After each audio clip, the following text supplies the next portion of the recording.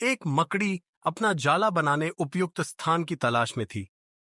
वह चाहती थी कि उसका जाला ऐसे स्थान पर हो जहां ढेर सारे कीड़े मकोड़े और मक्खियां आकर फंसे। इस तरह वह मजे से खाते पीते और आराम करते अपना जीवन बिताना चाहती थी। उसे एक घर के कमरे का कोना पसंद आ गया और वह वहां जाला बनाने की तैयारी करने लगी। उसने जाला बुनना शुरू ही किया था कि वहां से गुजर रही एक बिल्ली उसे देख जोर जोर से हंसने लगी। मकड़ी ने जब बिल्ली से उसके हंसने का कारण पूछा तो बिल्ली बोली, मैं तुम्हारी बेवकूफी पर हंस रही हूं। तुम्हें दिखाई नहीं पड़ता कि यह स्थान कितना साफ सुथरा है।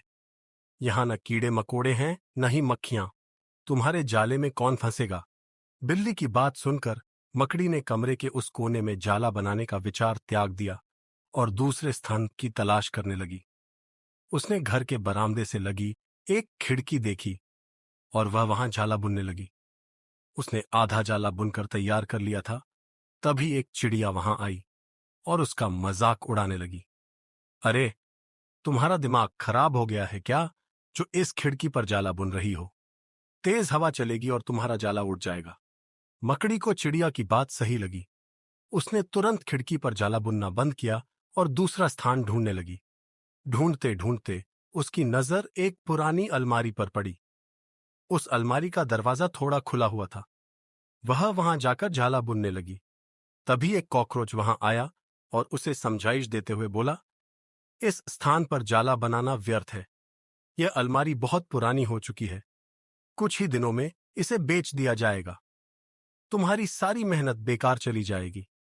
मकड़ी ने कॉकरोच की समझाइश मान ली और अलमारी में जाला बनाना बंद कर दूसरे स्थान की केहोज करने लगी। लेकिन इन सब के बीच पूरा दिन निकल चुका था। वह थक गई थी और भूख प्यास से उसका हाल बेहाल हो चुका था। अब उसमें इतनी हिम्मत नहीं रह गई थी कि वह जाला बना सके। थक हार कर वह एक स्थान पर बैठ गई। वहीं एक चींटी भी बैठी हुई थी। थकी हारी मकड़ी को देख चींटी बोली, मैं तुम्हें सुबह से देख रही हूं। तुम झाला बुनना शुरू करती हो और दूसरों की बातों में आकर उसे अधूरा छोड़ देती हो। जो दूसरों की बातों में आता है उसका तुम्हारे जैसा ही हाल होता है। चींटी बात सुनकर मकड़ी को अपनी गलती का एहसास हुआ और वह पछताने लगी। इससे हमें यह सीख मिलती है कि अक्सर ऐसा होता है कि हम नया काम शुरू करते हैं और नकारात्मक मानसिकता के लोग आकर हमें हतोत्साहित करने लगते हैं। वे भविष्य की परेशानियां और समस्याएं गिनाकर हमारा हौसला तोड़ने की कोशिश करते हैं। कई बार हम उनकी बातों में आकर अपना काम उस स्थिति में छोड़ देते हैं जब वह पूरा होने की कगार पर होता है और बाद में समय निकल जाने पर हम पछताते रह जाते हैं। आवश्यकता है कि जब भी हम कोई नया काम शुरू करें तो पूर्ण सोच विचार कर करें और उसके बाद आत्मविश्वास और दृढ़ निश्चय के साथ उस काम में जुट जाए। काम अवश्य पूरा होगा। जीवन में सफलता प्राप्त करनी है तो लक्ष्य के प्रति ऐसा ही दृष्टिकोण रखना होगा।